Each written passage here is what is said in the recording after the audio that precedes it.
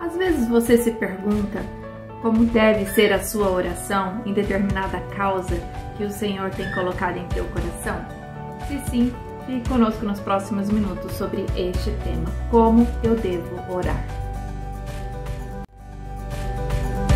Seja bem-vindo em mais um Devocional Palavra que Transforma, um canal para refletirmos juntas sobre a Palavra de Deus. Esta palavra que está na Bíblia, que nos transforma diariamente, se nós tivermos um tempo devocional com Ele. Não perca essa oportunidade nesta série, Como eu devo orar. A questão é que a oração é algo que envolve o pensamento de muitas pessoas em questionamento. Será que a minha oração está sendo ouvida? Será que é dessa forma que eu devo orar? Quais são as palavras corretas no meio de uma oração? Oração, na verdade, é uma conversa com Deus. É quando eu paro todos os meus pensamentos de tudo que está à minha volta e elevo os meus olhos, ou seja, elevo os meus pensamentos para Deus para conversar com Ele a respeito de algum assunto. No momento da oração, eu começo a expressar a vontade de algo, começo a expressar as petições, o meu clamor, as minhas angústias, ou seja, eu coloco no altar tudo o que está em meu coração. Vamos supor que você esteja em oração por alguém que esteja doente, por alguém que esteja passando por uma situação de traição, de decepções, uma pessoa que esteja à procura, à espera de uma porta de trabalho, uma pessoa que tem buscado a direção sobre o seu ministério, enfim. Qualquer assunto que alguém te pediu ou que você mesmo esteja conduzindo a seu respeito, no momento de intercessão, eu até posso falar com Deus: Senhor, meu desejo seria que isso acontecesse, mas seja feita segundo a tua vontade. Qual é a vontade de Deus nessa situação? Por isso eu preciso pedir o céu na minha oração, ou seja, Deus na minha oração. Falar: Deus, conduza-me nesta oração. Senhor, eu quero ouvir a tua voz nesta oração, para que eu não ore fora dos seus propósitos. No livro de 1 João, antes de irmos para Abacuque, fala assim no livro de primeira carta a João, capítulo 5, no versículo 14. E essa é a confiança que temos nele, ou seja, em Deus, que se pedirmos alguma coisa segundo a sua vontade, Ele nos ouve. Esse ouve não é que Deus esteja com os ouvidos tampados para nos ouvir. Não, a questão é que Ele nos ouve, que Ele responde à oração, que Ele concede aquele pedido a nós. Mas como está no versículo, segundo a tua vontade. Mas como saber a vontade de Deus?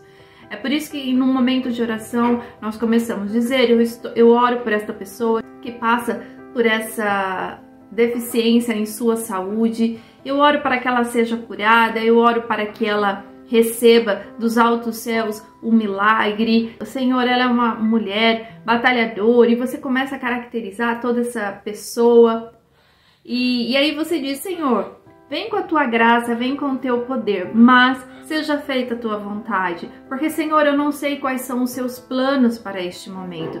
E se eu encontrar graça diante de ti, Senhor, fale comigo, para que a minha oração seja uma oração direcionada segundo os seus propósitos, segundo os seus planos. Este é um exemplo de oração, mas não precisam ser com essas palavras, porque o que é a oração? É uma conversa com Deus. Então se abra com Ele, seja você mesma. Não adianta nós nos escondermos no momento de oração, porque Deus tudo vê, tudo enxerga. E os ouvidos, sim, eles estão abertos para nos ouvir, mas a resposta será a que Ele deseja para essa situação. E Abacuque, um profeta, um homem de Deus, ele passa por 3 fases neste momento onde ele recebe do Pai essa profecia de que o povo de Deus logo seria transportado para Babilônia, onde esses ficariam cativos por 70 anos. E Abacuque não desejava que o povo passasse por isso, mesmo que o povo estivesse em pecado, que não viesse o juízo de Deus sobre esta nação, mesmo porque o povo da Babilônia ia fazer com que o povo de Deus passasse por uma situação não confortável. Abacuque, no primeiro momento que recebe essa mensagem de Deus, ele entra, vamos chamar assim, de uma indignação. Ficou indignado com aquilo que Deus ia fazer. É da mesma forma quando nós oramos por uma situação e parece que aquela situação não vai mudar.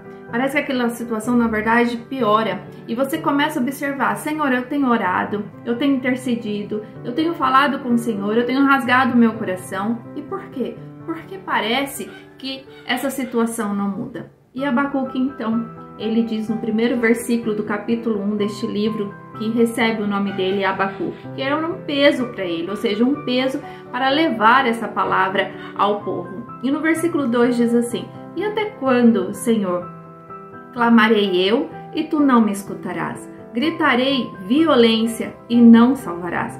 Então Abacuque, ele faz um questionamento que eu acredito que muitas fazem para Deus. Até quando eu vou orar por essa situação? Até quando eu vou clamar e parece que o Senhor não ouve a minha oração? Parece que o Senhor não quer que esta situação se resolva. Será mesmo que essa situação se estenderá por um caminho de desagrado aos corações? É isso que Abacuque questionou com Deus. E no versículo 2 ele diz assim: por que razão me fazes ver a iniquidade e ver a vexação? Porque a destruição e a violência estão diante de mim. Há também quem suscite e contenda o litígio. Ou seja, Senhor, eu vejo nessa situação que nada está bom, que o inimigo, aquele que criou contenda, aquele que fez com que essa situação ficasse desagradável, parece superar, ou seja, parece ser mais valorizado, parece que está ganhando a batalha. E aquele que te serve, aquele que tem buscado a tua face, aquele que está sendo prejudicado, parece que a situação dele não terá um bom resultado. Então, nós começamos em nossas orações, muitas vezes, com fazer uma comparação, que o ímpio ganha e o que é justo, o que passa pela situação de desagradável, parece estar se prejudicando cada vez mais. E Abacuque, então, ele continua a falar aqui com Deus que ele estava indignado com aquela situação.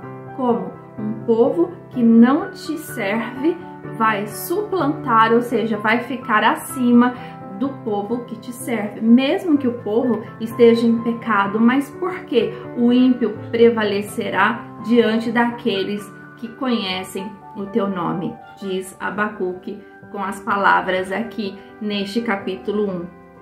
E ele fala no versículo 6 que aquele povo da Babilônia, os babilônicos, eles eram um povo amargo e eles se apressavam em marchar para possuir a morada que não era deles. Porque o Senhor então tem permitido este tipo de situação? Na minha Bíblia tem um comentário sobre essa situação de Abacuque neste primeiro capítulo, porque o justo sofre quando o culpado parece prosperar. Porque aquela situação que eu tenho clamado parece não prosperar e a pessoa que ocasionou a situação prospera. No meio dessa conversa de Abacuque com Deus, no versículo 12 ele diz assim: não és tu desde sempre, ó Senhor, meu Deus, meu santo? Nós não morreremos? Então por que, Senhor? O Senhor que é santo, o Senhor que é justo, o Senhor que vê todas as coisas, não estende as mãos sobre essa situação. E no versículo 13: tu és tão puro de olhos que não podes ver o mal e a vexação não podes contemplar? Por que, pois, olhas para os que procedem aleivosamente e te calas quando o ímpio devora aquele que é mais justo do que eles? É um questionamento que muitas de nós fazemos com Deus quando a situação parece não melhorar. Este é o primeiro ponto de Abacuque, o primeiro comportamento de Abacuque, a indignação. E as nossas orações muitas vezes são envolvidas nestas indignações. Questionamos a Deus, perguntamos para Deus e não entendemos o caminho que Deus tem dado para aquela situação. E é neste momento que nós precisamos ter o cuidado e dizer para Deus: Deus, vem até a minha oração. Eu quero continuar a orar e me perdoe por esses questionamentos que eu acabei de fazer, mas eu preciso ouvir a tua voz para que eu continue a clamar pela causa da qual o Senhor colocou em minhas mãos para clamar. Dizer: Senhor, eu não quero ser como Abacuque neste primeiro momento, nesse capítulo 1, de dizer que o ímpio prevalece.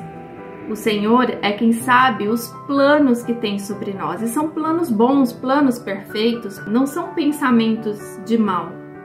Então, Senhor, me conduza nesta oração, que o Teu Espírito Santo coloque as palavras em meus lábios.